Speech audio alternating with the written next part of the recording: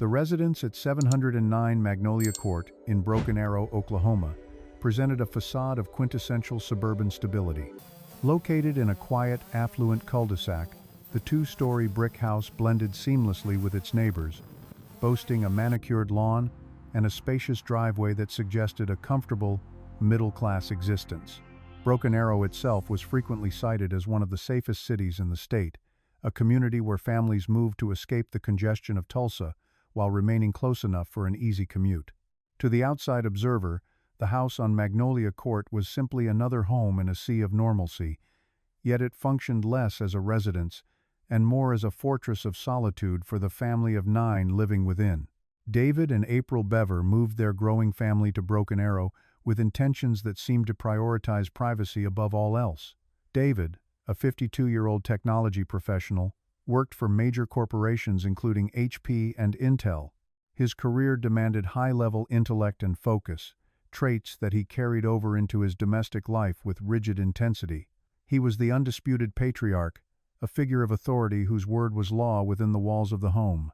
Neighbors rarely saw him, and when they did, interactions were brief, functional, and devoid of personal warmth. He was a man who preferred the glow of computer screens to the company of his community, instilling a culture of insularity that would come to define the Bever family dynamic. April Bever, 44, was the primary caregiver for the couple's 7 children, a role that consumed her existence. Managing a household of that magnitude required immense energy, yet April was often described by those few who knew her as quiet, submissive, and perpetually exhausted. Her life was entirely circumscribed by the needs of her husband and the demands of homeschooling, a brood that ranged from toddlers to young adults. While David provided the financial resources and the overarching rules, April was the enforcer of the daily routine, navigating the logistics of feeding, clothing, and educating 7 children without the support network typical of large families. There were no playdates, no school functions, and no neighborhood potlucks. The Bever children were born into a world where the property line was the edge of the known universe. The isolation enforced upon the Bever children was absolute. Robert, the eldest at 18, and Michael, 16, along with their siblings Crystal, Daniel, Christopher, Victoria, and Autumn, were invisible to the world outside their front door. Neighbors would later recount that they knew the Bevers had children, but they had no idea how many. Occasionally, a face would appear in an upstairs window, staring out at the street, only to vanish the moment eye contact was made. The blinds were almost always drawn, sealing the house like a tomb against the sunlight and the prying eyes of the community. This was not merely introversion, it was a systemic quarantine. The children were forbidden from socializing with local peers, and their education was conducted entirely at the kitchen table or in the living room, shielded from the secular influences of public school systems. This strict upbringing was rooted in a worldview cultivated by David and April that perceived the outside world as dangerous and corrupt. David's intense concern with security and privacy bordered on paranoia, a trait he passed down to his sons. The house was equipped with cameras and alarm systems, not just to keep intruders out, but to monitor the movements within. The children grew up understanding that they were different, separate, and superior to the sheep roaming the streets of Broken Arrow. They were taught to distrust authority figures, government institutions, and social norms. In the absence of external socialization, the siblings became their own ecosystem, with Robert and Michael at the top of the hierarchy, absorbing and twisting the isolationist rhetoric of their father into something far darker. Inside the home, the atmosphere was chaotic and cluttered. Despite David's substantial income, the sheer volume of people living in the space created a claustrophobic environment. Evidence recovered later would reveal a home filled with technology computers, tablets, and gaming consoles, which served as the children's only portal to the outside world. While physically confined to Magnolia Court, their minds were allowed to roam the darkest corners of the internet. This digital access was the paradox of the Bever household. While physical interaction with neighbors was banned, the children were permitted to consume violent media, play aggressive video games, and research weaponry online. The parents believed they could control the physical vessel of the child while leaving the digital door wide open, a miscalculation that would prove catastrophic. Robert Bever, in particular, struggled deeply with this confinement. Heavily obese and socially awkward, he harbored a deep-seated self-loathing that eventually inverted into a grandiose narcissism. Within the closed loop of the Bever home, he had no reality checks, no peers to challenge his worldview, and no outlet for his frustrations other than his younger brother Michael. Michael idolized Robert, viewing him as a mentor and a visionary. In the vacuum of their social isolation, the two brothers formed a toxic feedback loop. They fed off each other's grievances, validating their growing hatred for the parents who caged them and the society that ignored them. The strict discipline enforced by David, which reportedly involved physical chastisement and psychological domination, did not break their spirits. Instead, it hardened them. The layout of the house contributed to the segmentation of the family. The upstairs bedrooms became the domain of the older boys, a sanctuary where they could whisper conspiratorially away from the ears of their parents. Downstairs, April managed the younger children, struggling to maintain order amidst the noise and mess. The disconnect between the parents and the older sons grew into a chasm. David and April believed they were protecting their children from a corrupt world, raising them to be self-sufficient and untainted. They failed to see that by removing all social pressure valves, they were turning their home into a pressure cooker. The children were not learning how to navigate the world, they were learning how to resent it. Financial strain also played a role in the household tension.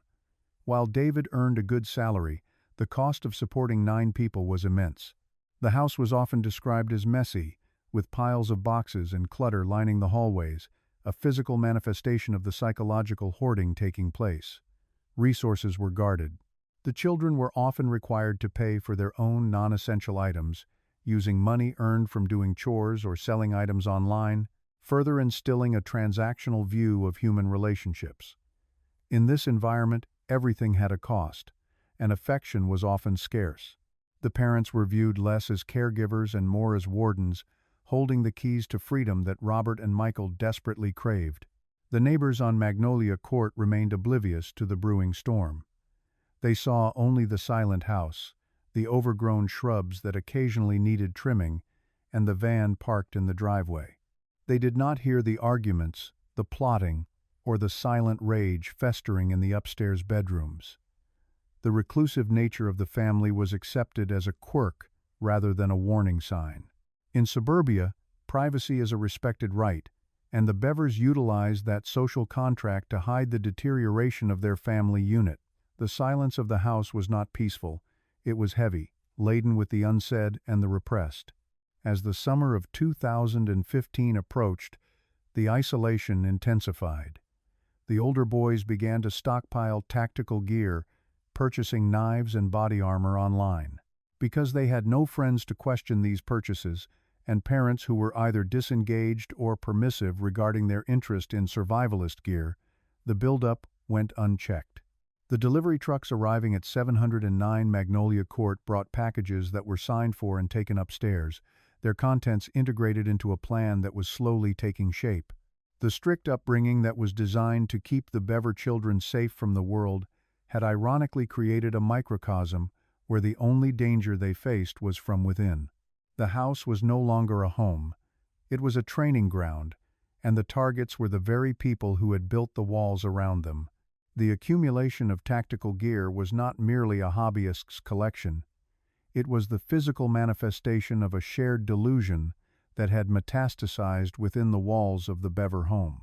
Inside the bedroom shared by 18-year-old Robert and 16-year-old Michael, the atmosphere had shifted from teenage angst to a calculated rehearsal for atrocity. The brothers had created a hermetically sealed psychological environment, a feedback loop where moral norms were suspended and replaced by a cold, mathematical logic regarding human value. In this vacuum, Robert served as the architect, while Michael became the willing apprentice, absorbing his older brother's nihilistic worldview until it became his own. Robert's employment at a local call center provided the necessary capital to transform their dark fantasies into logistical realities. While he spent his days politely answering phones and adhering to social scripts, his nights were consumed by the clandestine procurement of an arsenal. The digital footprint left behind revealed a fixation not just on violence, but on survivability. They were not planning a suicide mission, they were planning a campaign. The internet became their supply line, delivering ballistic helmets, Kevlar-reinforced vests, and tactical padding in innocuous cardboard boxes that arrived on the family's doorstep. To the outside observer, these packages might have contained electronics or clothing, but inside the boys' room, they were being assembled into suits of armor designed to withstand a siege. The choice of weaponry was dictated by a pragmatic, albeit gruesome, necessity. The brothers did not own firearms, and strict laws prevented them from easily acquiring high-powered guns without parental consent or waiting periods that might trigger alarm. Instead, they turned to blades. They ordered an array of combat knives, distinct from standard kitchen cutlery, specifically designed for inflicting catastrophic damage. The logic was brutal but sound in their minds. The knives would be used to silently secure the home and eliminate the immediate threats, their parents and siblings, which would then grant them access to the family vehicle and the financial resources needed to acquire firearms for the second phase of their plan. This second phase was the true engine of their ambition. The murder of their family was not the endgame. It was merely the logistical first step in a cross-country killing spree intended to rival the most infamous massacres in American history. The brothers studied the tragedies of Columbine and the Aurora Theater shooting not with horror, but with a competitive eye. They obsessed over the body counts of previous killers, analyzing where others had failed or been stopped. Their goal was to surpass these numbers, to achieve a level of infamy that would make them gods in the eyes of the media they so despised yet desperately wanted to captivate. They targeted a specific number, 50 kills, believing that exceeding this threshold would secure their place in history. The evidence of this descent was not left to memory alone. In a display of modern narcissism, the brothers documented their preparations on a USB drive, later recovered by investigators. These videos provided a chilling window into their shared psyche in the days leading up to the attack. The footage did not show reluctant participants coerced into violence. It showed two young men reveling in the anticipation of slaughter. In one video, Robert adjusted his body armor in front of the camera, checking the fit of the Kevlar plates, while Michael laughed in the background. The banter was casual, almost lighthearted, starkly contrasting with the lethal intent of their actions. They spoke to the camera as if addressing a future audience of millions, convinced that these recordings would one day be broadcast as part of their legend. They discussed their timeline with the precision of a military operation, debating the merits of different tactical approaches. There was no hesitation, no trembling hands, and no discussion of the moral weight of taking a life. Instead, they joked about the notoriety they would gain. In one clip, Robert smirked at the lens, marveling at how unsuspecting the world was, noting that everyone was going about their lives unaware that they were looking at future mass murderers. The disconnection from reality was absolute. They viewed their family members not as people, but as obstacles to be cleared and statistics to be harvested. The bond between the brothers was cemented by this secret. It was a silent pact that required no blood oath, only the mutual reinforcement of their superiority complex. They believed they were intellectually evolved beyond the rest of humanity, a sentiment Robert frequently voiced.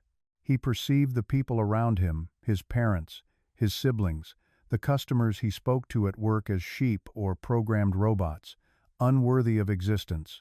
By dehumanizing everyone outside of their dyad, they stripped away the psychological barriers to murder.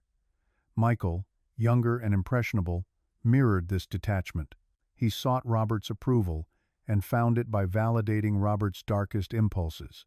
As July progressed, the planning moved from theoretical to operational.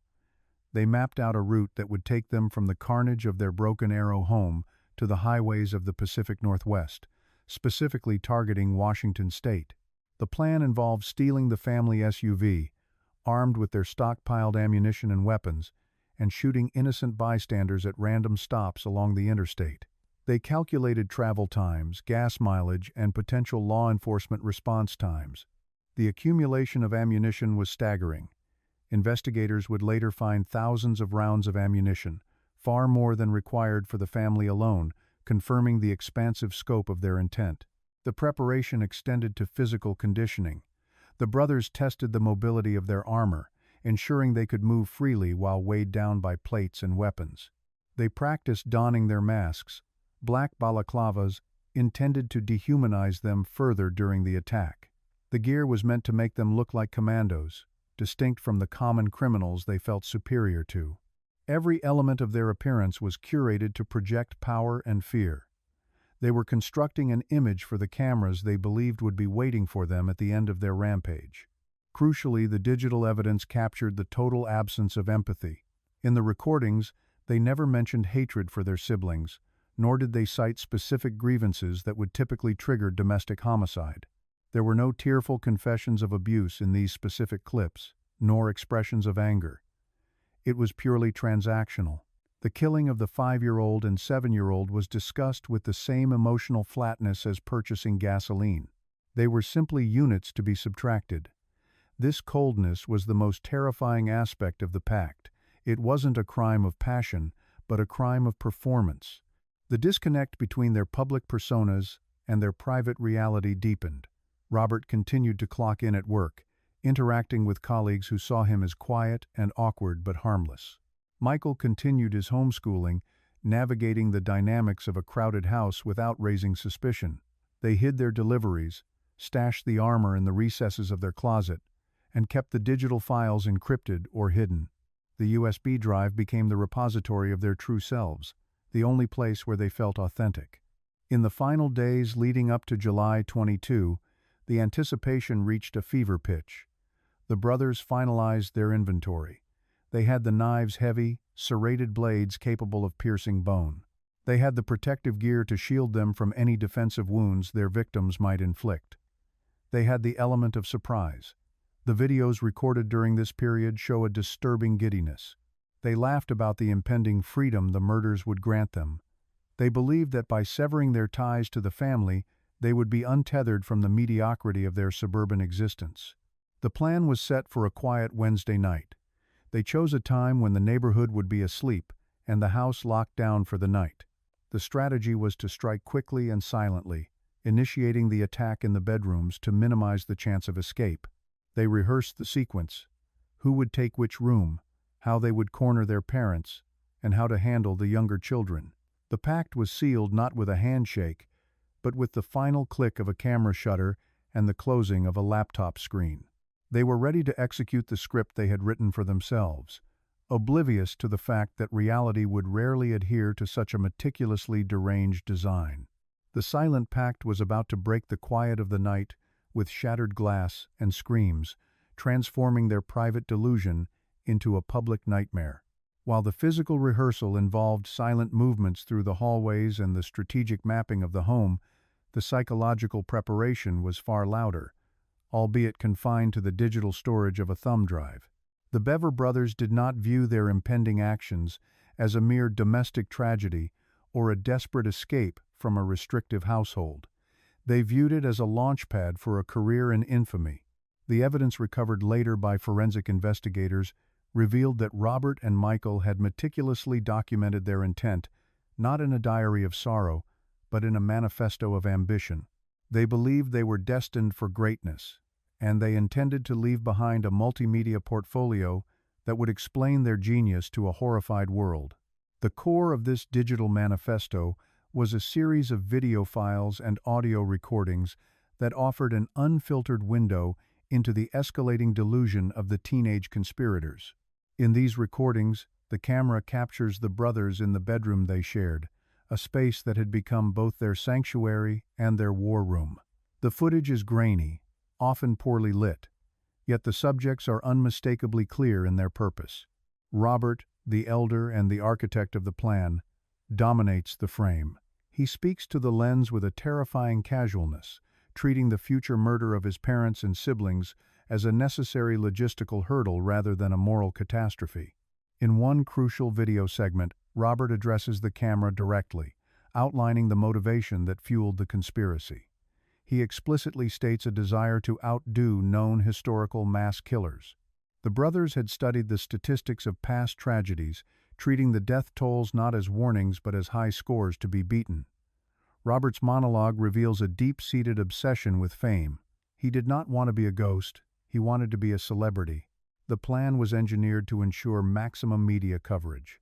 He calculated that a higher body count would result in more news cycles, more Wikipedia entries, and a permanent etching of the Bever name into the annals of American crime. He theorized that by killing their family first, they would shock the community, but by continuing the spree across the state and eventually the country, they would captivate the nation. The videos also document the brothers showcasing their arsenal. They display the collection of knives and protective gear they had accumulated over months of saving money from odd jobs and illicit online activities. In one clip, Robert models the body armor he purchased, turning to show the camera how the Kevlar plates fit against his chest. He taps on the plating, narrating the specifications of the gear with the tone of a consumer reviewing a new gadget. There is no tremor in his hand, no hesitation in his voice. Beside him, Michael often appears as the eager apprentice, laughing at Robert's jokes and chiming in with his own dark affirmations. The dynamic is clearly established in these digital files. Robert is the director, and Michael is the willing actor, both following a script they believe will elevate them above the ants they saw in the people around them. The audio recordings provide further insight into the cold logic of their strategy. They discussed the specific body count goal of 50 people minimum, though they aspired to reach 500. The family was merely the first 5.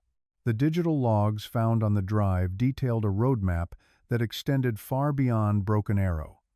They planned to steal the family vehicle, a Ford SUV, and drive it until it ran out of gas or was compromised.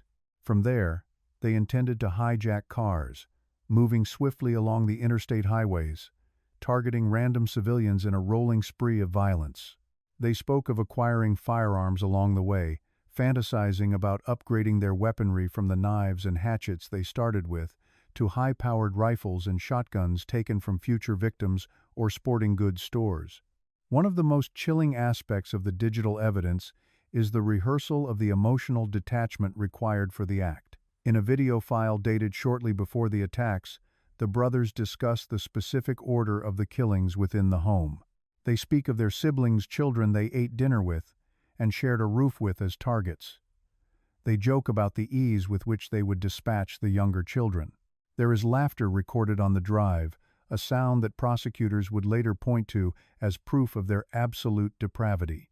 It was not the nervous laughter of fear, but the excited laughter of anticipation. They found humor in the grotesque details of their plan, feeding off each other's energy to normalize the unthinkable. The manifesto also contained a timeline. They had scheduled the attack to coincide with the shipping delivery of their final massive purchase of ammunition and tactical accessories.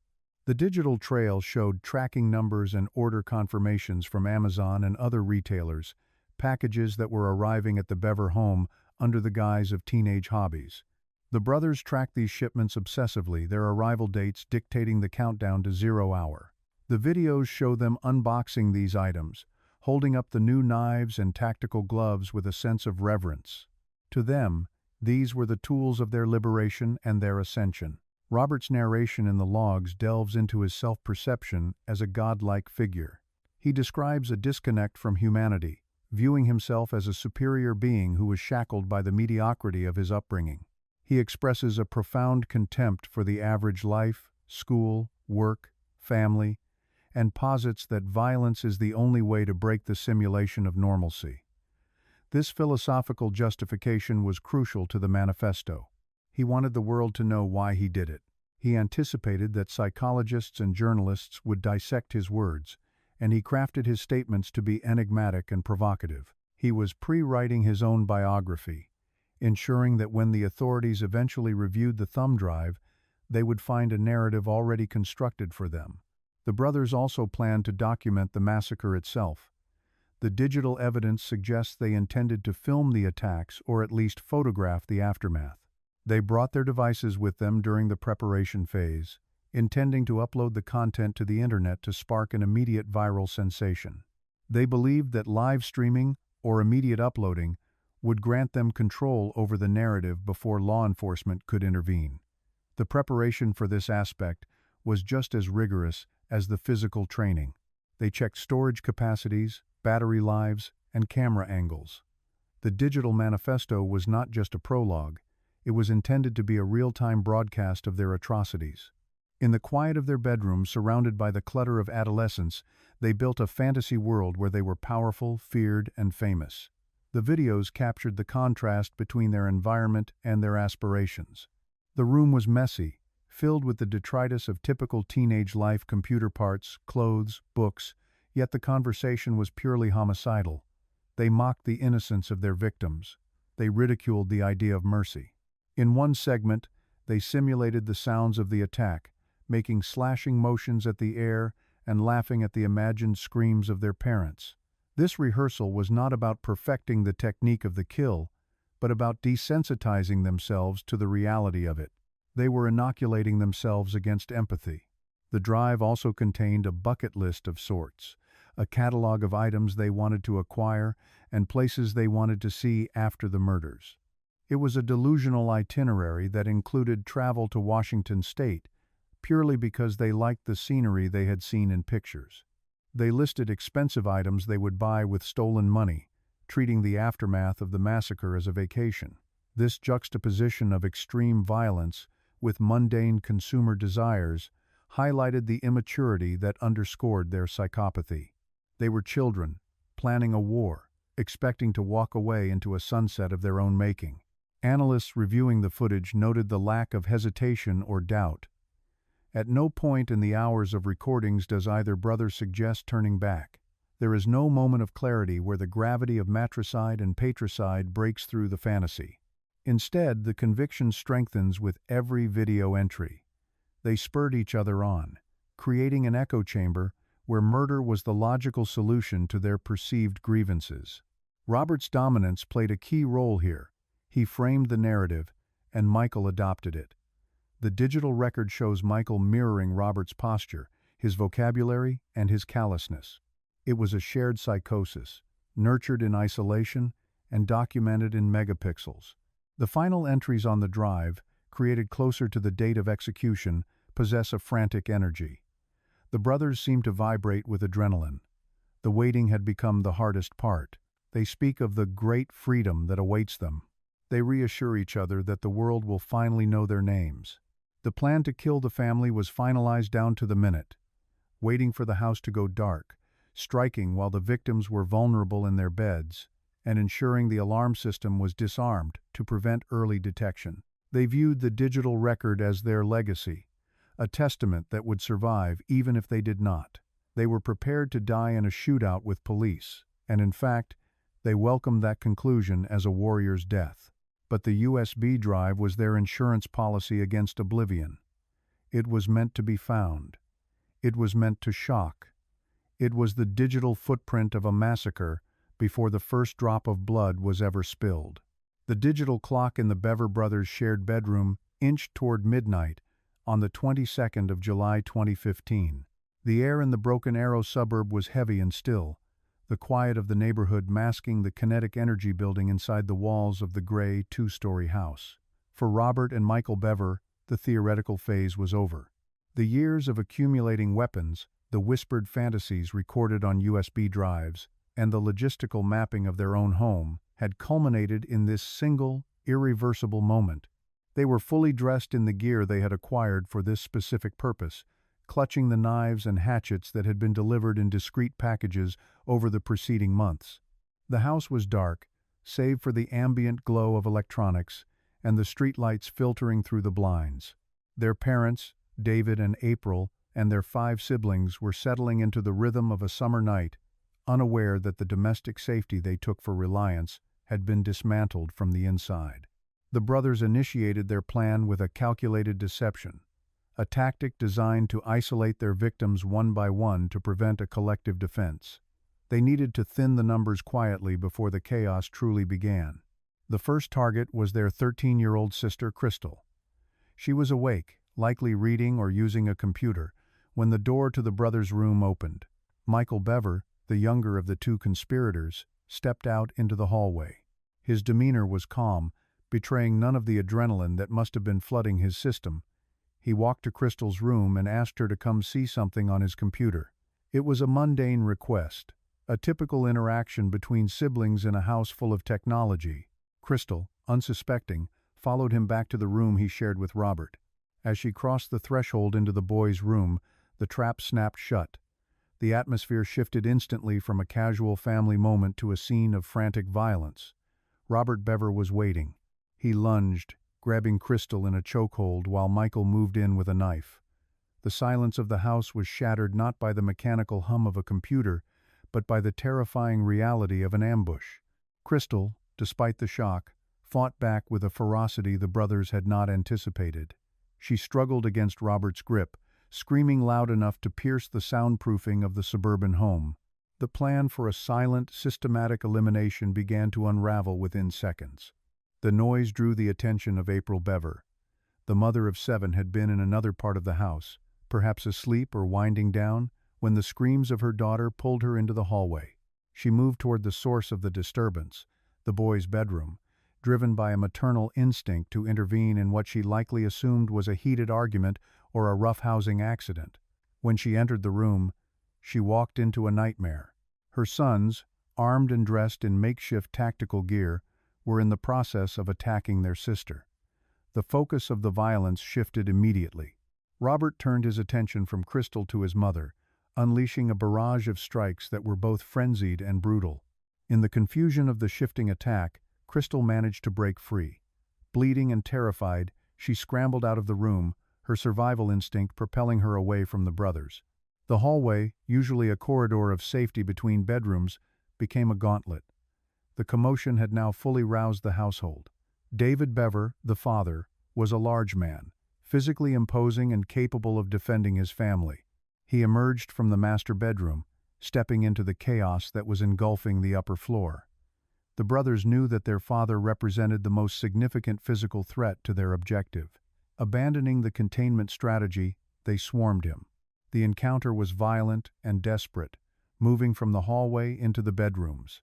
The sheer ferocity of the brothers, armed with edged weapons and fueled by a long-gestating hatred, overwhelmed the father's attempts to subdue them. The house was now filled with the sounds of a life-and-death struggle, the walls witnessing the disintegration of a family unit. Amidst this carnage, 12-year-old Daniel Bever made a decision that would define the timeline of the night. Awakened by the screaming and the sounds of physical combat, Daniel realized that this was not a dispute he could intervene in. He understood, with a clarity terrifying for a child his age, that the danger was lethal.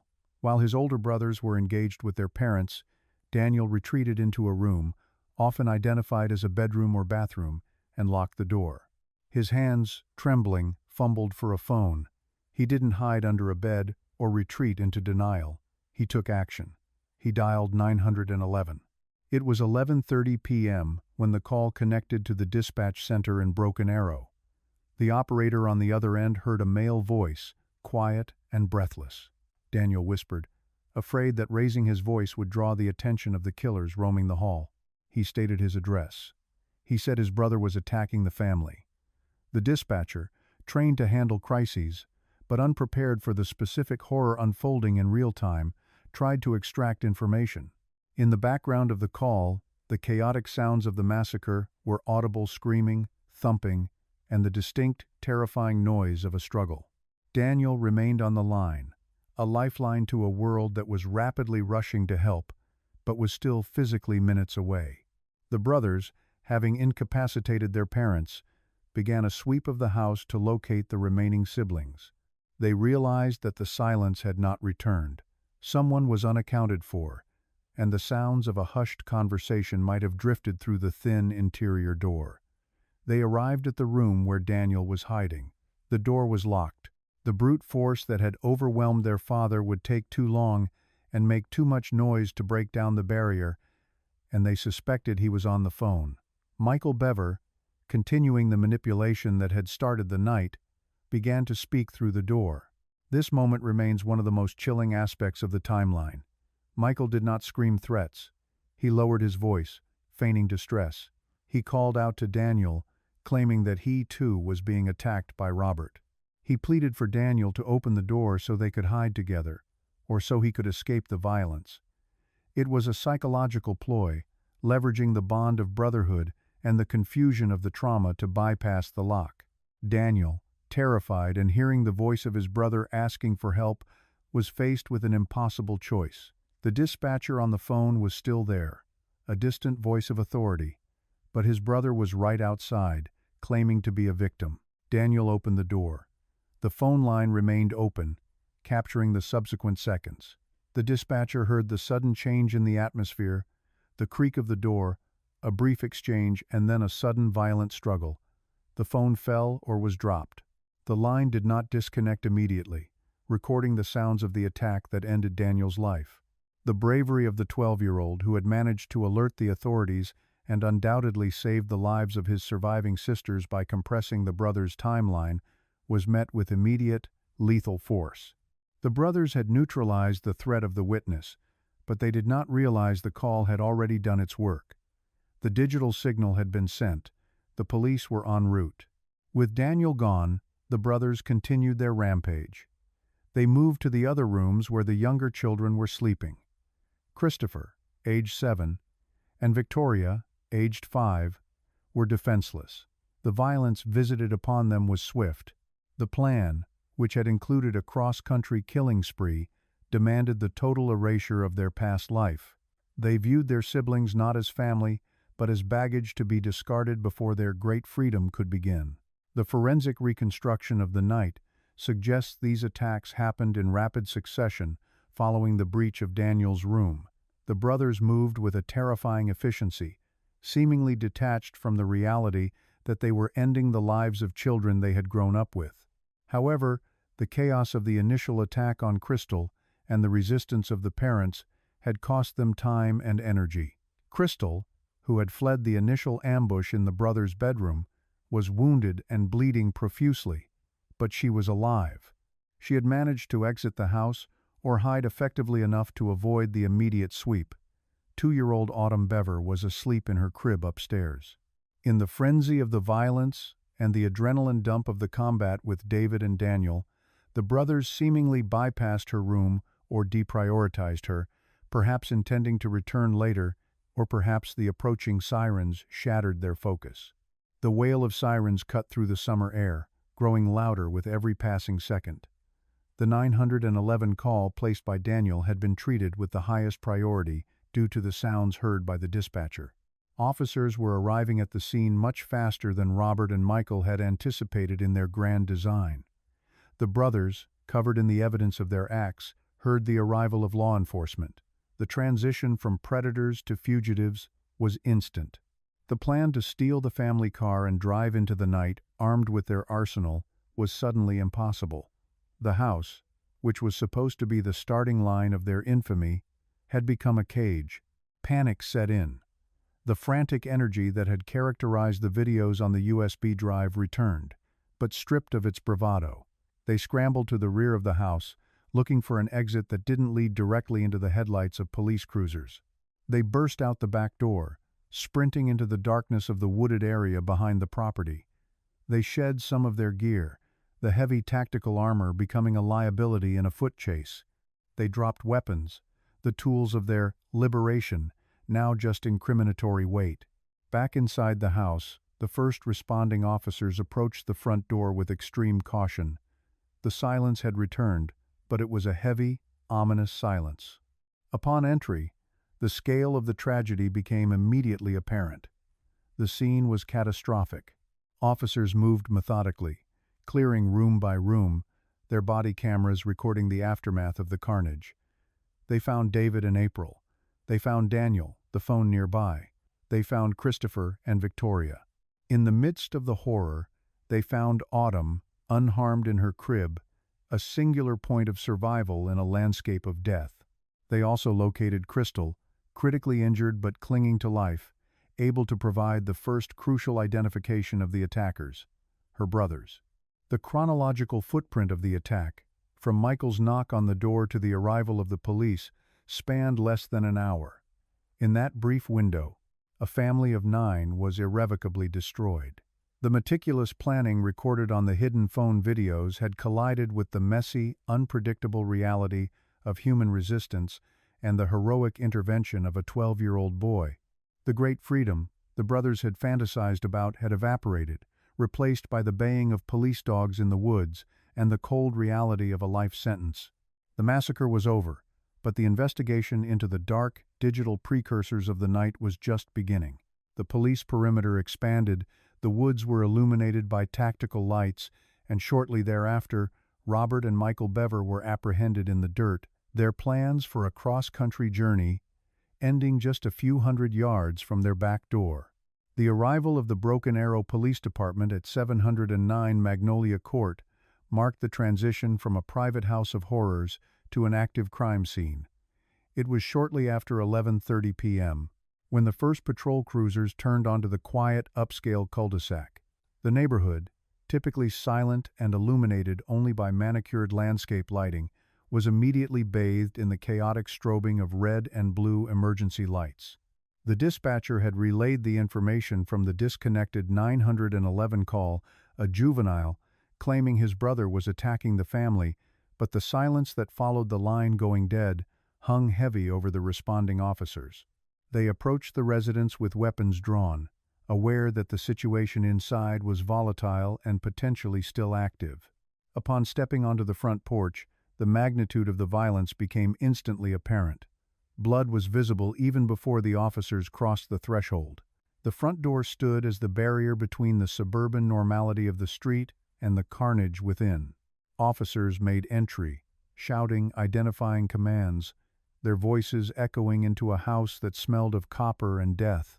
The first visual confirmation of the slaughter was the body of 12-year-old Daniel Bever. He lay near the entryway, the phone he had used to summon help still in the vicinity.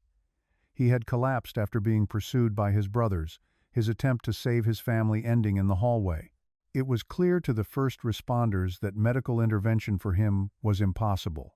As officers moved deeper into the home, clearing the space with tactical precision, they encountered a scene of devastation that seasoned veterans would later describe as the worst of their careers.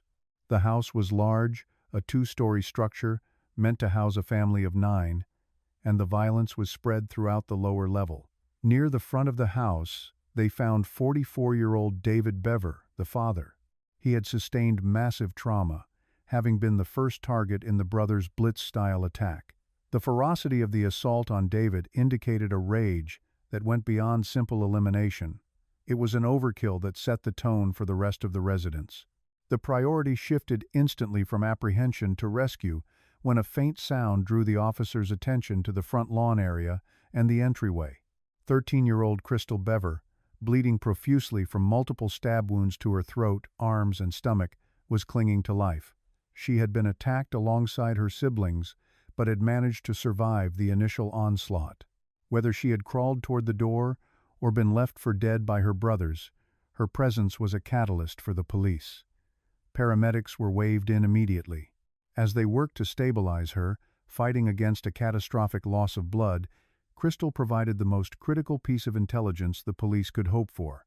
Struggling to speak through her injuries, she identified the attackers not as intruders, but as her older brothers, Robert and Michael. She indicated they had fled out the back. While one team attended to Crystal, others continued the grim task of clearing the residence. They moved methodically, firearms raised, checking corners and closets, unaware if the assailants were still hiding in the shadows, waiting to ambush them. The search led them to the bathroom, a small enclosed space where the family's youngest members had sought refuge. The door, which had been locked in a desperate bid for safety, had been breached. Inside, officers found the bodies of 44-year-old April Bever, 7-year-old Christopher, and 5-year-old Victoria. The positioning of the bodies suggested a final, terrified stand. The mother appeared to have died trying to shield her children, or perhaps had been hurted there in the chaos. The clinical reality of the wounds on the children, young, defenseless, and small, struck a jarring chord against the banality of the bathroom fixtures. There was no sign of life here. The sweep continued upstairs.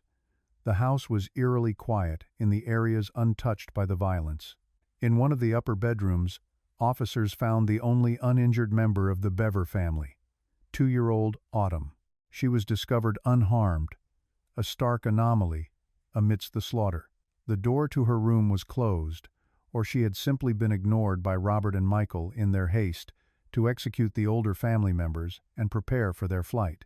An officer scooped the toddler up, shielding her eyes from the carnage below as she was hurried out of the house to safety. Her survival seemed miraculous, a singular point of mercy in a narrative otherwise defined by total annihilation. With the house cleared and the victims located, the operational focus shifted immediately to the manhunt. The information Crystal provided was definitive. Robert and Michael were the killers, and they were on the run. The back door of the residence was found open, leading into a dark, fenced backyard that abutted a dense stretch of woods and a creek. The environment behind the Indian Springs subdivision was thick with undergrowth, offering ample cover for fugitives trying to evade capture. The brothers had a head start, but not a significant one. The swift arrival of the police following Daniel's 911 call had cut short their plans.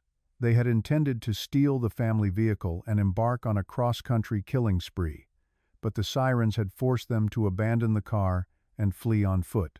A perimeter was quickly established. Officers cordoned off the streets surrounding Magnolia Court, creating a containment zone to prevent the suspects from slipping into the wider neighborhood. The Tulsa Police Department's helicopter was requested, its thermal imaging cameras ready to scan the tree line for heat signatures. However, the most effective tool for this specific tracking operation was the K9 unit. A police dog and its handler were brought to the rear of the Bever home. The scent of fresh blood and the adrenaline-fueled sweat of the teenagers provided a clear trail for the K9. The dog picked up the track at the rear exit, pulling its handler toward the fence line. Footprints were visible in the soft earth, heading directly into the wooded area. The officers moved into the brush, their flashlights cutting through the heavy canopy of the Oklahoma summer night. The terrain was uneven, cluttered with foliage and shadows. Every rustle of leaves was a potential threat. The officers knew they were hunting two young men who had just butchered 5 people and attempted to kill a 6th. They were armed with knives and hatchets, and based on the brutality of the crime scene, they were considered extremely dangerous. The track did not last long. Roughly 100 yards from the back of the house, deep within the cluster of trees near the creek, the K9 alerted. The beam of the flashlight swept across the brush, revealing 2 figures. Robert and Michael Bever were not running. They were not fighting. They were simply lying in the dirt and leaves, effectively hiding in plain sight. The visual that greeted the arresting officers was surreal. The brothers were covered in mud and blood, the physical evidence of their night's work staining their clothes and skin. Robert, the 18-year-old mastermind, and Michael, his 16-year-old accomplice, were dressed in what appeared to be improvised tactical gear. They wore Kevlar-lined clothing and chest plates, armor they had purchased online, in preparation for a shootout with police that never materialized. Despite their grandiose plans for a last stand or a violent confrontation with law enforcement, the reality of their capture was anticlimactic. Officers issued verbal commands, ordering the brothers to show their hands and remain on the ground. The tension in the air was palpable. Fingers hovered over triggers, ready to respond to any sudden movement. But there was no resistance. The adrenaline that had fueled the massacre seemed to have evaporated, replaced by a cold, detached compliance. Robert and Michael surrendered without incident. They allowed themselves to be handcuffed, their faces betraying little emotion as they were hoisted from the ground. A search of their immediate vicinity and their persons revealed the arsenal they had carried into the woods. Officers recovered multiple knives and hatchets, the blades dark with blood. These were the instruments used to dismantle their family, purchased with saved allowance money and delivered in packages their unsuspecting parents had likely signed for. The hidden phone, evidence the digital plans and videos discussing the murders, would later be recovered from the house. But the physical tools of the crime were right there in the dirt with them. As the brothers were marched out of the woods, the contrast between their appearance and their demeanor was jarring.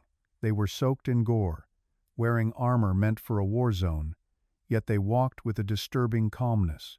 They were led back toward the subdivision, past the perimeter tape and the flashing lights of the crime scene units that were now fully engaged in processing the house. Neighbors, awakened by the sirens and the helicopter, peered from their windows, or stood in clusters on their driveways, watching as the two Bever boys were placed into the back of separate patrol cars. The rescue of Crystal and Autumn and the apprehension of Robert and Michael occurred within a relatively short window of time, but the psychological weight of the discovery phase was immense. For the officers on the scene, the transition from the adrenaline of the hunt to the procedural reality of the aftermath began immediately. The house on Magnolia Court was secured, preserved as a tomb of evidence. Inside, the silence returned, broken only by the flash of cameras and the quiet movements of forensics teams marking the locations of the fallen. Robert and Michael were transported to the Broken Arrow police station for interrogation. They sat in the back of the cruisers, separated from the bodies of their parents and siblings by glass and steel, leaving behind a scene that defied logical explanation. The great freedom they had spoken of in their hidden videos had resulted not in fame or liberation, but in a trail of muddy footprints leading to a pair of handcuffs. The manhunt was over, but the unraveling of the why was just beginning. The police had the killers, and they had the survivors, but the sheer senselessness of the act lingered in the humid night air long after the brothers were driven away. The discovery of the bodies and the rescue of the girls had closed the operational chapter of the night, shifting the burden from the patrol officers to the detectives who would now have to sit across the table from two teenagers and ask them why they had decided to exterminate their own bloodline.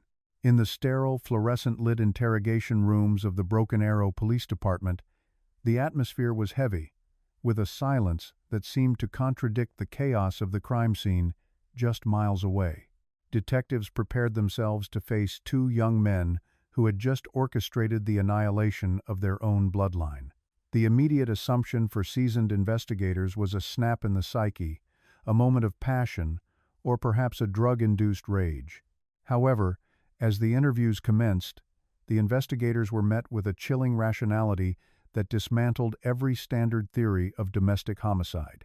Robert Bever, 18 years old, and the elder of the two, sat in the interview chair with a demeanor that bordered on jovial. He did not appear traumatized. He did not ask about the condition of his 13-year-old sister, Crystal, who was fighting for her life in a hospital, nor did he inquire about his 2-year-old sister, Autumn, who was found unharmed amidst the carnage. Instead, Robert seemed eager to talk, treating the interrogation less like a confession and more like a debriefing of a tactical operation. He told the detectives that the plan had been in motion for some time. The logic he presented was terrifyingly simple in his mind. He explained that many people leave their families to start their own lives. He just decided to do it differently.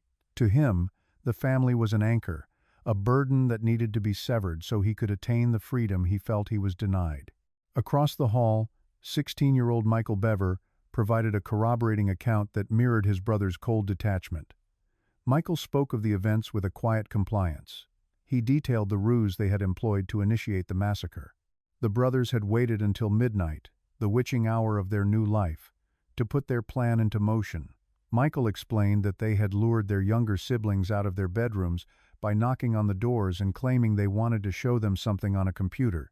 It was a trap designed to cluster the victims together, exploiting the trust the younger children had in their older brothers. The brutality of the betrayal was magnified by this calculation. It wasn't a random explosion of violence, but a staged execution. As the interviews progressed, the scope of the brothers' ambition began to terrify the detectives. Robert admitted that the massacre at the Bever home was never intended to be the conclusion. It was merely the prologue. He outlined a plan to steal the family vehicle and drive west. They intended to kill 5 people at a time at various locations, aiming for a body count that would rival historic mass casualty events. They wanted to become famous. They wanted the world to know their names, not as a tragedy, but as gods of destruction. The killings of their parents, David and April, and their siblings, Daniel, Christopher, and Victoria, were simply the logistical first step to acquiring the vehicle and resources needed for a cross-country spree. While the brothers spoke, forensic teams at the crime scene on Magnolia Court were uncovering the physical manifestations of this plan. The house was not just a home, it was a stockpile.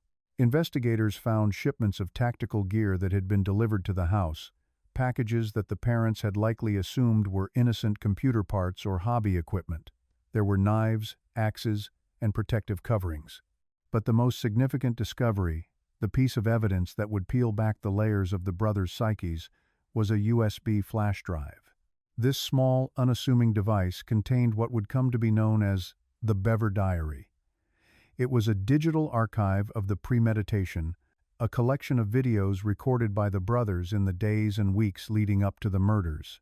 Detectives plugged the drive into a secure terminal, and the room filled with the voices of the killers, recorded in the privacy of the bedroom they shared. The footage was not a manifesto of abuse or victimhood, but a documentation of excitement. In the videos, Robert and Michael stood before the camera, handling the weapons they would later use to slaughter their family. They were laughing. The audio captured their giggling as they discussed the logistics of the attack. Robert, shirtless and holding a knife, looked into the lens and spoke about the impending violence with the enthusiasm of a child waiting for Christmas. He engaged the camera directly, introducing their plan to the future audience he was certain would be watching. They discussed the body armor they had purchased, modeling it for the camera, checking the fit to ensure they would be protected when law enforcement inevitably arrived. One specific video clip froze the blood of the investigators watching it. The brothers discussed the noise. They realized that the attack would be loud, that the screams might alert neighbors. They joked about it. There was no hesitation in their voices, only a pragmatic concern for operational security. They anticipated the terror of their 5-year-old sister and their 7-year-old brother, not with empathy, but with strategic indifference. They spoke of the great freedom that would follow the act, a delusion that they were on the verge of liberating themselves from a mundane existence to enter a pantheon of killers. The disconnect between the videos and reality was jarring.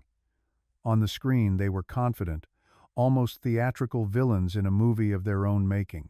In the interrogation room, they were teenagers in jumpsuits, their grand cross-country plan halted before they could even leave the city limits. The timeline pieced together by the detectives showed that the plan began to disintegrate almost immediately. The brothers had underestimated the physical struggle involved in taking a human life. They had not anticipated that their brother Daniel would manage to call 911 before succumbing to his injuries, a final act of bravery that brought the police to the door and trapped Robert and Michael in the wooded area behind the house. The interrogation also revealed the source of their arsenal. Robert had used money he earned from working at a call center and seemingly innocent online activities to finance the purchase of Kevlar helmets, masks, and bulk ammunition. They had over 3,000 rounds of ammunition stockpiled. The detectives realized that if Daniel had not made that call, and if the brothers had managed to get into the family SUV, the devastation would have extended far beyond Broken Arrow. The cousin, or relative, aspect mentioned in early media speculation turned out to be a fragment of their wider desire to kill anyone and everyone they encountered, starting with those closest to them.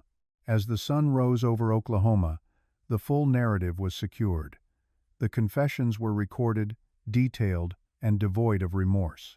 The flash drive provided the jury with a window into the souls of the accused, proving beyond a shadow of a doubt that this was no sudden break from reality. It was a cold, calculated project, planned with laughter and executed with precision. The investigation transformed from a whodunit into a study of pure malice, leaving detectives to file the evidence of a plan that failed to bring fame, but succeeded in bringing total destruction to a quiet suburban family. The judicial process for the Bever brothers diverged based on their ages and legal strategies. Robert Bever, 18 at the time of the murders, faced the death penalty. Confronted with the overwhelming physical evidence and his own detailed confession, he opted to bypass a trial. In 2016, Robert pleaded guilty to all counts of first-degree murder and assault with intent to kill. The plea deal spared his life, but ensured he would never walk free again, resulting in 5 consecutive life sentences without the possibility of parole. Throughout the proceedings, he displayed a chilling lack of remorse, maintaining the same detached demeanor he held during his initial interrogation. Michael Bever, 16 during the attacks, chose to stand trial in 2018. His defense team attempted to portray him as a victim of his older brother's manipulation, arguing that he was a terrified follower caught in Robert's psychotic web. They claimed Michael acted out of fear and had been conditioned to obey Robert's commands. However, the prosecution countered this narrative with the most damaging evidence available: the digital footage recovered from the brothers' USB drive. When the jury watched the videos, the defense of coercion collapsed. The footage did not depict a reluctant participant. It showed Michael laughing alongside Robert, actively brainstorming the logistics of the massacre, and joking about the media attention they hoped to garner. The videos proved that the younger brother shared the same desire for infamy and had participated in the planning with enthusiasm. The jury found Michael Bever guilty on all counts. Although sentencing laws regarding juveniles required careful consideration, the judge sentenced him to 5 life terms, plus an additional 28 years for the assault on his surviving sister. The sentences were ordered to run consecutively, effectively guaranteeing that he would remain incarcerated for the rest of his life. While the legal battles concluded, the physical site of the tragedy remained a wound for the Broken Arrow community. The family home on Magnolia Court stood vacant, drawing unwanted sightseers and serving as a grim reminder of the violence. In early 2017, the empty structure was damaged by a fire, accelerating the call for its removal. A local fundraising campaign allowed the city to purchase the property, and the charred shell of the house was demolished. The foundation was dug up, and the ground was leveled to erase any trace of the building. In its place, the city dedicated Reflection Park in 2019. The site was transformed into a green space featuring a walking path, a gazebo, and a memorial garden. No plaque explicitly details the gruesome events. Instead, the park serves as a quiet sanctuary for the neighborhood. It stands as a reclaiming of the land, shifting the focus from the perpetrators to a peaceful remembrance of David, April, Daniel, Christopher, and Victoria. The 2 surviving sisters, Crystal and Autumn, were adopted by a Tulsa family and have been raised in privacy, far removed from the brothers who remain in separate correctional facilities.